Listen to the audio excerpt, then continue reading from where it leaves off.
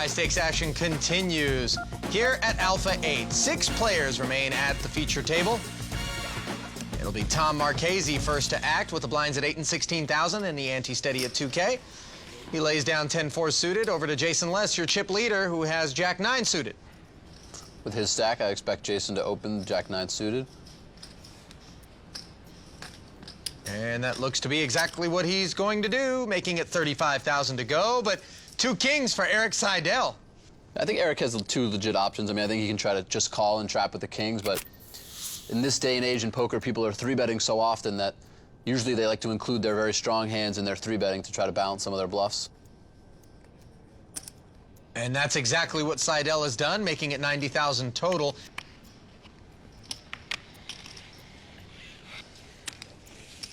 Back to Jason Less, 55 more to call. I'm a little bit surprised by this call. I mean, he's out of position. Erik doesn't have a ton of chips. He just has Jack-9 suited. I actually don't really like this call at all. I think this is just a fold here. Here comes the flop. Jack-9 tray, top 2 pair for Jason Less, and this is disaster for Erik Seidel. Yeah, I mean, now I wouldn't fold if I'm Jason, but, you know, you see even when he flops such a big flop like top 2 pair against an overpair that Erik has, he's still only under 70% to win. I mean, Erik still can win a number of different ways here. Well, Jason has checked it over to Erik, who bets 90,000. This is a relatively draw-heavy board, so I wouldn't be surprised if Jason, and he does raise here, just trying to commit against Erik's stack. Yeah, pretty textured-looking threesome up there on the flop. Not a lot of options for Erik here with his stack in his hand. He has to just move his chips in. And that's exactly what he does. The writing pretty much on the wall. Snap call from Jason Less. And Erik is going to get a little surprise here. I don't think he expects to see Jack-9 suited in Jason's hand. Yeah, I mean, he wasn't so shocked to be behind, but I think that particular hand was just not one of the ones he was thinking of. 10 of clubs. Seidel can hit a 3, a 10, a queen, or a king. It's the 6 of hearts, and down go Cowboys and Hall of Famer Erik Seidel. And everyone else. An absolute beast on the super high. This could be you. Get a free shot at winning a seat into a WPT main event at clubwpt.com. Sign up for free today using bonus code YT31.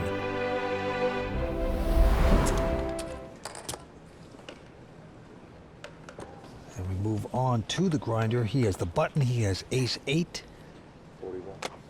And he will make it 41,000 with ace-8.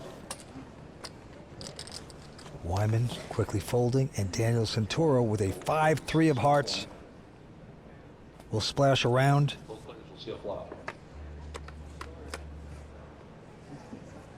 Oh, and what an action-oriented flop.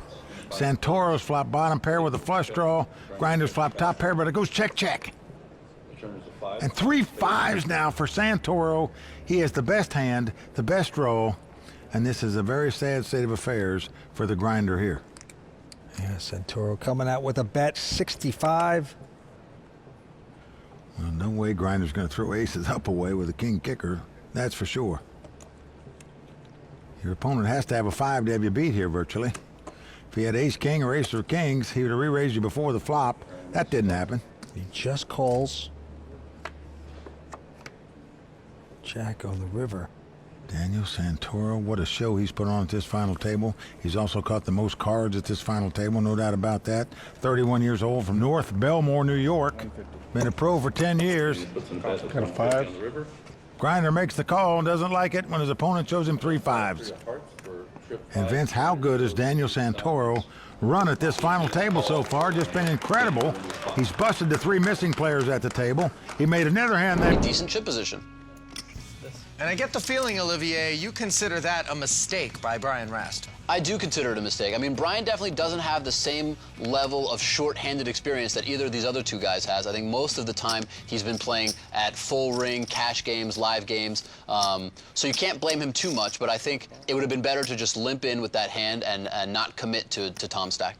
Well, Rast out of the way here, and Tom with pocket jacks limping in, and he induces the raise from Lucky Chewy, who's got 9-5 offsuit and just jams 300,000 in there. Marchese, of course, making the call, no limp 3-bet, and we'll take the flop, which is 9-7-5, 2 pair for Lucky Chewy. Marchese checks his jacks. And look at this, Lichtenberger checking behind. I don't like this check at all. Chewy's in a great position to put pressure on Tom here. Well, he was in a great position until the turn. It's a jack of diamonds, and now Marchese with a set of jacks. He'll lead out for $425,000. This spells trouble. Yeah, I mean, Chewy obviously has to call here. There's not much else he can do. A lucky card for Tom after an incredibly lucky flop for Chewy. Well, Tom shooting Chewy a look as if to say, what are you calling me with? And the river, the 4 of diamonds. Almost $1.5 million in the middle, and it's time to head to Value Town for Tom Marchese.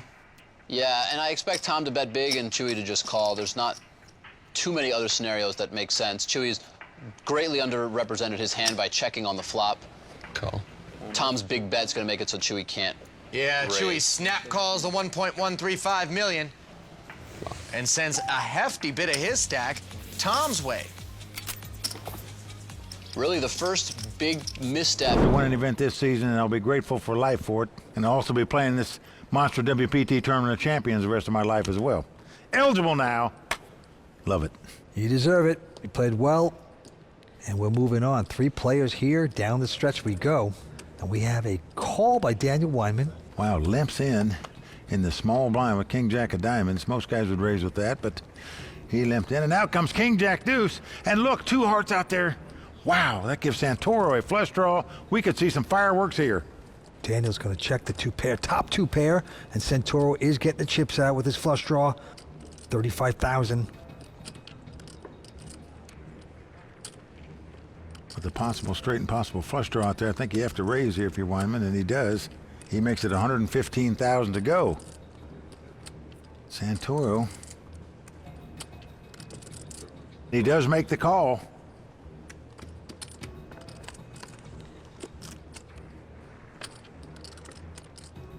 Well, a 10 comes off, so that does create a possible straight draw. But certainly, if you're Weinman with top 2 pair, you check raise on the flop, you're going to bet the turn. He does it $150,000.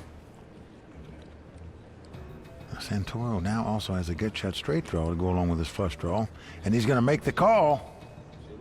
Not going to get super aggressive, just wants to catch his card. Can he do it here? No. 5 of spades. Well, Weinman liking that card. 350. $350,000 now the bet on the river by Weinman. Daniel with only 9 high. So you got to think he's going to leave the premises.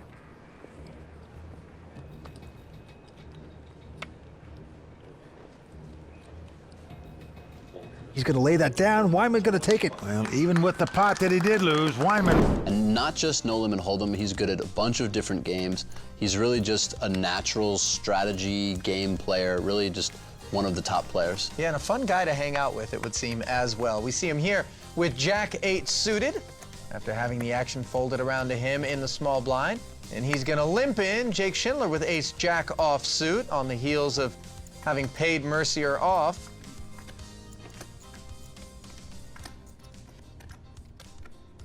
I was going to put a tax on this pot, raising it up to $4,200. I like this bet from Jake. It's got a decent chance that he'll be dominating some of Jason's limping hand, so he can build the pot. Mercier makes the call, and out flops Jake. Jack 8, top and bottom pair. Just top pair, top kicker for Jake. Mercier checks it over to him. Now, even though Jake flops a big hand here with top pair, top kicker, it's still a connected enough board that he's not going to be in love with his hand. There are a number of turn cards he does not want to see, so it'll depend how this hand ends up playing out. Jake does have the ace of spades, and there are 2 spades on the board. Schindler has bet $6,500. And Mercier is just going to call in spite of the texture. Yeah, so Jason just continuing his passive play. He's out of position, letting Jake keep the aggression and seeing what turns and rivers, as we see now that this 10 has now given Jake the best hand as it counterfeits Jason's hand. Yeah, meaning his 8 no longer plays as a second pair. Just Jackson 10s with the 8 kicker. Both players checking, and now the river, a 6, which changes nothing about the hand. Yeah, so when the 10 turns, it's much more likely to be in Jason's range than Jake, so I like Jake's turn check. But now that Jake has checked the turn, even though Jason got counterfeited, he still has top pair, so it looks like he's betting for value here. 5,900 is the number. Now, 5,900 is a pretty small bet. I don't like this bet too much because it kind of signals to Jake that Jason has a hand that's worth value betting, but not one that's that strong. So it's unlikely that Jason had trapped with a flop straight or even turned 3 10s, which gives Jake the opportunity to raise even though his hand is not that good, simply because Jason's bet size has given away part of the strength of his hand. Almost clairvoyant, Olivier. That's exactly what Schindler has done, though it looks like a min raise, and it could have been unintentional as we see Schindler throwing that extra chip in. When he throws that extra chip in, it looks like maybe he miscounted either the bet size or his raise size. I don't think Jake meant to make it a min raise, but he ended up being forced to put in that amount. I'm worried you thought you were throwing in 59. It's almost crazy. Oh, Mercier Nice turn. saying he thought that Jake might have felt he was just calling and then inadvertently ended up committing himself to a min raise, and that might explain why Mercier made the call. Something just didn't sit right with him, and for Jake, all's well that ends well, an extra 5,900 on top of the first scoop.